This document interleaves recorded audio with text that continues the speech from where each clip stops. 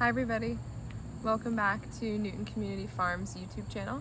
My name's Hope and today we're going to be talking all about eggplant. So eggplant, I have three different varieties here. These are the three different varieties that we grow on the farm.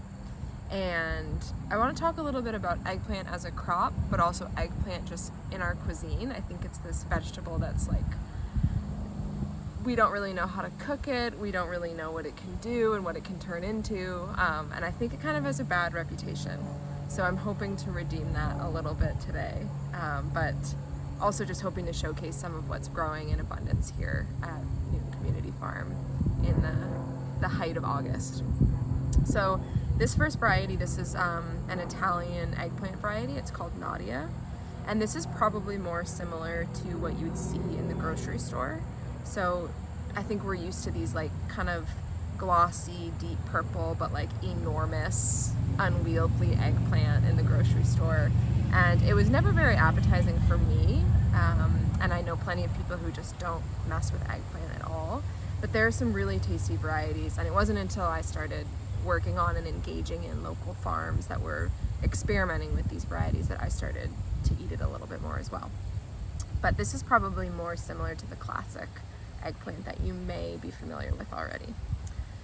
And then we have a Japanese variety.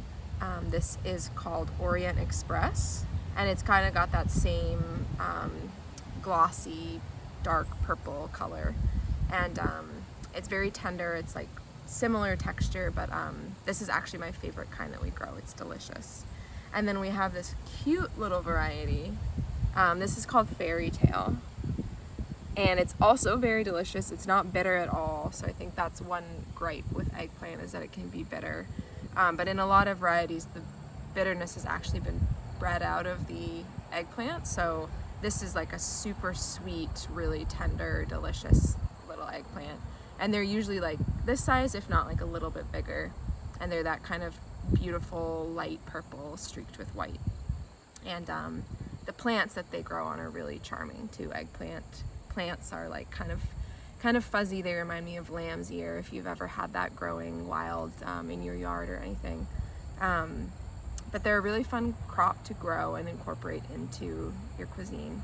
So we're gonna do a little lap around the farm, and we're gonna talk about kind of starting eggplant if you're planning to grow it maybe next season, if you're already thinking ahead to what's coming down the pipe next year. If eggplant is on your list, this might be a good little intro to growing eggplant. And we'll also be able to just take a look at where we have these three varieties growing on the farm right now. So let's do a little walk around. Eggplant are a nightshade, so they're in the same family as tomatoes and potatoes and peppers. And nightshades are always seeded. They always do best in the garden when they're seeded indoors rather than directly seeded into the soil. So in the early spring, kind of before the season starts, before the last frost date, you would seed your eggplant seeds in a slot tray or in like a cell tray. And we'll take a look at what those look like in the greenhouse right now. We don't have any eggplant seedlings growing right now because every eggplant plant that we plan to grow this year has already been put into the soil and it's already growing. But we'll take a look at the greenhouse and just kind of see what it would look like for you to grow eggplant from seed on your own. So eggplant also love the heat, so similar to tomatoes and peppers, they're going to do great at the height of the season. You wouldn't plant eggplant in your garden at this point onward, because by the time the plant has kind of bulked up and started to produce, the temperatures will drop, especially at night, and the plant won't fare very well. So this is where you would, hypothetically, if you had a greenhouse, start the process of growing eggplant. So we would start our eggplant in a tray of this kind of style. So they would grow from this teeny petite size through the early spring. And typically in June, we put them out into the soil. So you can do this at home, even if you don't have a greenhouse. I grew seeds this year in my basement with grow lights and heat mats. You can do that next to a bright window, under a skylight if you have one. There's plenty of ways to start plants from seed at home. But here on the farm, everything starts in the greenhouse. So if it were April or May, you might come in here and see definitely a lot more seedlings, but you would see our eggplant seedlings getting ready to go out to be planted. So let's take a look at where some of those eggplants were planted. There are a few different spots on the farm where we have them planted. Similar to tomatoes, both nightshades, eggplant love heat, and they'll do well at the height of summer. So they are decent candidates for growing in a greenhouse. We have the fairy tale, the teeny variety, is growing in our greenhouse. Technically it's a hoop house right now out here. So we'll take a look at those first. And yeah, this is a nice little view of the farm, and we can kind of see everything's really growing abundantly. So our first stop is this hoop house. And this is where the fairy tale are growing. So you can see that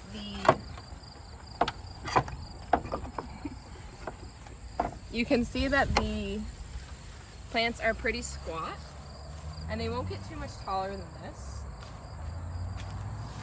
Eggplant can be trellised, but it doesn't have to be. So as you can see, there's no support system for these plants. They do get fairly big, like this is a pretty sizable plant. And they can be trained to grow upward, similar to how you would see tomatoes growing upward. And we call that trellising. But eggplant don't necessarily require it. And this variety is definitely doing totally fine without being trellised and without being pruned. You know, once they're in the ground, they can be a pretty low maintenance crop, and they're in the soil for a while. And as you can see, they're on black plastic here. So we have all of our eggplant at the farm either on this black landscape fabric or on our biodegradable corn gluten fake plastic mulch that we use in the field. So the black material helps to heat the soil up, and it helps to keep the eggplant nice and happy. And as you can see, these plants are actively producing. So if you can tell from the detail of the camera, the leaves are really soft. They feel exactly like lamb's ear, if you're familiar with that wild plant. And they're flowering, which is a pretty good sign. It's how the plant lets you know that it's going to be producing. And then that flower will start to look like this little bud. And then it'll start to look like this little fruit. And then eventually it'll start to get some size. And once it gets a bit bigger than this, it's ready to harvest. We don't want anything that's too big. And we have a bee coming to this flower right now. Pollination in action. That's good timing. So eggplant are continuous harvest plants, meaning you can keep harvesting from it over and over and over again until the plant ceases to produce fruit. So it's not like a beet where you pull it up once and it's done. It'll continue producing all of these little fruits. And that's true of this variety and the other varieties that we'll be looking at. So we'll take a look at the next one. And these plants are getting a lot of heat. And we're noticing that the plants that are closer to the edge, that get a little bit of shade from the sides of the building, we notice that they're a little bit happier. So eggplant can kind of have a little too much heat. But for the most part, they're pretty happy. So right here we have another variety of eggplant. This is the Japanese variety. So this is called Orient Express. And you can probably notice that it looks a little bit different from the plant that we just looked at, from the fairy tale variety in the greenhouse. This has like a really deep, rich purple stem color. And there's a little bit of pest pressure on these eggplant. Eggplant can be pretty susceptible to pest and disease, but as you can see, the damage is not too significant, and the plants are all continuing to produce in a lot of abundance. So it's not too much of an issue for us right now. And there's plenty of green still available on the leaves of the plant, so it can continue to photosynthesize. But if you notice, like early on in the season, before your plant has produced too much fruit, that these kind of holes in the leaves or this evidence of disease has gotten pretty bad, if it's early enough in the season, you can treat it with like soapy water even can help certain diseases or pests. You can use an organic spray of some kind. But later in the season, you know, you might begin to see this more on your plant as it's still producing, which doesn't necessarily mean that your plant's going to suffer too much. So later on in the season like this, we're not too concerned with this damage. So you might notice that on some of the plants that we check out today. So if we want to look a few plants down, we can see similar to the fairy tale variety, this variety is letting us know that it's active by sending out some flowers, which will eventually turn to fruit. And you can see that there are some fruits cropping up down here. I'm not sure if you can see that too well. So this variety will get nice and long and kind of plump up before we harvest it from the plant.